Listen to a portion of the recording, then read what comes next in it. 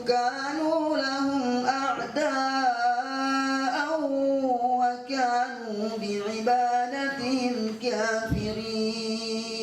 Untuk meningkatkan kualitas pengelolaan lembaga pendidikan Islam, terutama pendidikan informal, maka Kantor Kementerian Agama Kabupaten Majene mengadakan kegiatan penguatan lembaga madrasah diniyah takmiliyah di Aula Kantor Kementerian Agama Kabupaten Majene pada Ahad 7 Juni 2015. Kegiatan ini diikuti oleh 20 orang utusan pengelola madrasah diniyah dan takmiliyah se-Kabupaten Majene. Menurut Kepala Seksi Pendidikan Diniyah dan Pondok Pesantren, Sudiarto, di Majene sendiri sudah ada 21 lembaga pendidikan diniyah takmiliyah yang sudah terdaftar di Kantor Kementerian Agama Kabupaten Majene. Itu ada Kepala Seksi Pendidikan Diniyah dan Pondok Pesantren. Ya, Pondok Pesantren. PD Pontren, Pendidikan dan Pondok Pesantren. Ini artinya apa? Bahwa pemerintah sekarang ini memberikan perhatian khusus di dalam rangka untuk peningkatan dan pengembangan madrasah diniyah takmiliyah ini, sehingga baik itu awaliyah maupun ula maupun musta dan kuliah dan seterusnya itu terus insyaallah dikembangkan nanti.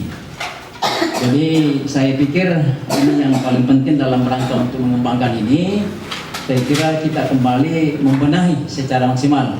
Jadi laporan tadi Pak Kepala Seksi PD Pontren bahwa di Majene ini itu baru 21 lembaga ini pendidikan diniyah takmiliyah yang dikenal dalam bahasa Arab dalam bahasa Mandar kita pas sekolah Arab. Ya, pas sekolah Arab ini saya kira.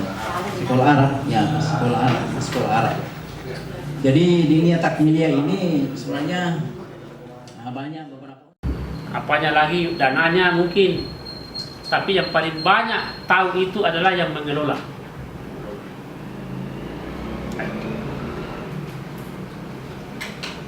Kegiatan ini bertujuan untuk membina para pengelola madrasah diniyah agar menerapkan manajemen yang lebih maju. Apanya lagi dananya mungkin, tapi yang paling banyak tahu itu adalah yang mengelola.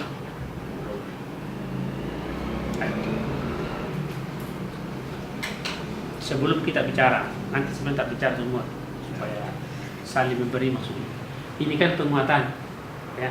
Ini penguatan kelembagaan. Motivasi orang tua kurang. Ya. Terus apa? Saya ya beberapa sering kali ya umumkan ini di setiap ada kegiatan apa saja, bahkan ada peringatan keagamaan. Saya sampaikan bahwa madrasah kita atau madrasah diniyah kita ini tetap berlanjut seperti biasa, ya, dan itu tidak pernah terputus. Makanya saya mengharapkan kepada orang tua ya, supaya memberikan solusi ini. Bagaimana bisa memberikan pemahaman kepada orang tua agar supaya perhatian orang tua itu ya kepada madrasah diniyah, ya, dalam hal ini bagaimana anaknya bisa diarahkan ke sana. Itu yang pertama. Kesan itu merambah di sini. Jadi saat ini anak didik kita sekarang ini, kenapa mereka disibukkan, dijauhkan dari masjid, lari ke lembaga-lembaga umum seperti les-les sore sampai malam, itu sampai mereka ketinggalan sholatnya, lupa dengan agamanya, sholatnya pun lupa, pengajiannya pun lupa. Itu ternyata mereka membuat seperti ini sampai kita ini kiloan-kiloan kita dari pendidik di Marin ini kadang-kadang peserta didik kita itu banyak tidak hadir. Kenapa seperti ini? Katanya les Pak, Pak, ini Pak, alasannya macam-macam. Ternyata mungkin ini dampak daripada musuh kita ini yang sebentar lagi akan menyerang di sini, Pak. Jadi mungkin ini PR kita bersama sebagai pendidik di Madin maupun terus lagi di Kementerian Agama ini, apa yang harus kita perbuat ini, Pak?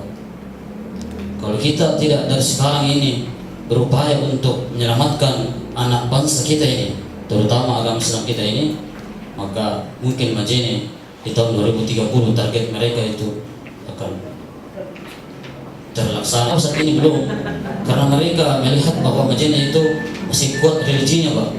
Masih banyak kiai yang kuat yang dihormati oleh. Kapan lagi?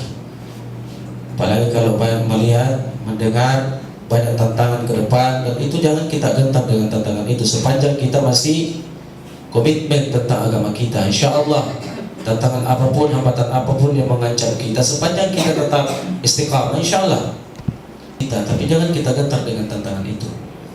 Kemudian yang kedua, bahwa tadi mengenai masalah pendanaan, betul memang, tapi jangan kita jadikan sebagai satu-satunya poin sehingga kita bisa jalan. Tapi yang penting dulu adalah ada kemauan, ada komitmen kita dulu, ada kemauan untuk menjalankan madrasah dunia ini. Ya, kita harus merasa memiliki. Bukan sini adalah faktor orang tua sendiri. Faktor orang tua. Muat tawin na itu tahu papa agawan dia. Insya Allah kena tenador telawian di madrasah ini ya. Tapi muat anda memang di mana agama itu tawin na, maparisan na piala. Jadi ini dia apa di luar. Jadi barangkali kita sebagai ustadz ini macam datuk istilah dakwah yang apa, yang mengajak para orang tua ini untuk berkiprah kepada agama itu sendiri. Artinya apa di sini, Pak? Ya. Malah ini mai setongwen di menjadi betul toladan di rumahnya sendiri. Pak ya terima parisan naik pada tiapa namanya tiapa macam anak. Pak kita sendiri sampai ada nggak turun bolong-bolong.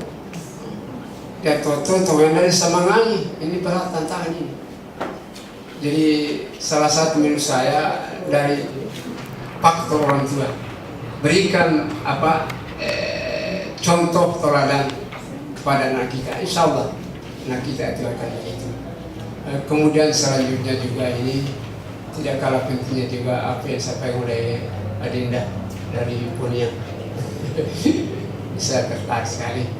Artinya malah air. Kegiatan ini berlangsung selama 1 hari dengan menghadirkan 4 narasumber, masing-masing Kepala Kantor Kementerian Agama, Sufyan Mubarak, Kepala Subbagian Tata Usaha, Abdullah, Kepala Seksi Pendidikan Agama Islam, Muhammad Jufri, dan Kepala Seksi Pendidikan Diniyah dan Pondok Pesantren, Sudiarto. Sebagai anak salih dan anak salihah. Jadi barangkali mereka tempatnya karena kuina sampai di pimpinan madrasah diniyah, dia dibentuk member sebagai pelopor untuk menuju ke depan.